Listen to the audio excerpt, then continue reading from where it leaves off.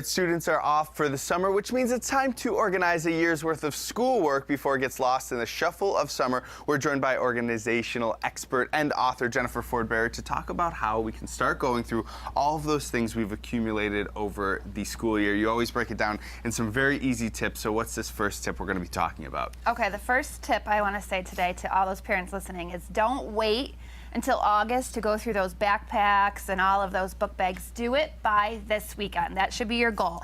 So I want you to pull out all of their backpacks, go through it. Everything that's in here, you want to pull out, make sure that if it's still in good working order, put it away for next year. If it's not, if it's junk, if the crayons are, dull or halfway used, throw them out. And this is also the perfect time, Matt, to start a list for what you're going to need because you're looking at it and you're still in that school mode. So I can imagine for people that are trying to save a little bit money, they might err on the sort of more saving more side of things. Is there an easy way to figure out what you can throw away, what you can keep, or is that really up to the person going through things?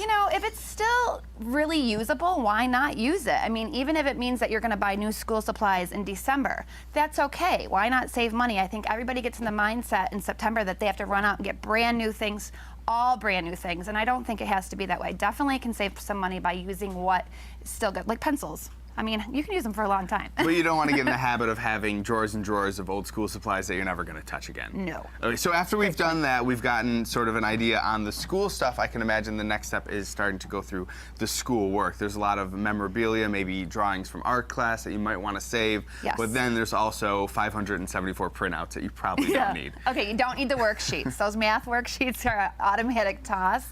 And we talked about earlier in this year on Winging It about a temporary home for school stuff compared to a permanent home. So now you're going to go through the temporary home, meaning like stuff in your kitchen or your office, papers that have been laying around, things that you're going to save, and you're going to narrow it down even more. And you can ask your kids to help you do this, and you're going to put it in a permanent home. And this is some tough love for you parents, but I really believe that all kids do not need any more than one bin when they leave home of their school memorabilia, and this is the perfect size. Because if you don't throw it up, chances are when they get away, they're going to throw it out themselves. But if you're looking right here, there's some ribbons, some of the things that people are definitely going to want to keep the favorites and things that, my rule of thumb is, does it show what my child was like that school year? Does it show their personality, their age, what their interests were? Not just worksheets that are a means to end. We all learned math. That's okay. We can let that go. And the last thing is to give a temporary home to some of those things that you're not going to be using. Maybe your child is in band. Get rid of those instruments. Find a home for them just for the summer. Yes. Go through all of the sports equipment, the winter shoes, the coats, the things that you're only using for school, and put them away somewhere else besides the main area where your family is coming and going every single day. Get that area ready for summer. And speaking of kids, you did bring your two kids today. I did. First day of vacation. They have their own ideas of how to organize their school stuff. Yes. This is a great way to get the kids involved. We don't have a lot of time, maybe like 20 seconds, so give me a quick rundown. Quick shoebox. Bryson put his school supplies in it. He can, put this under his bed for the summer.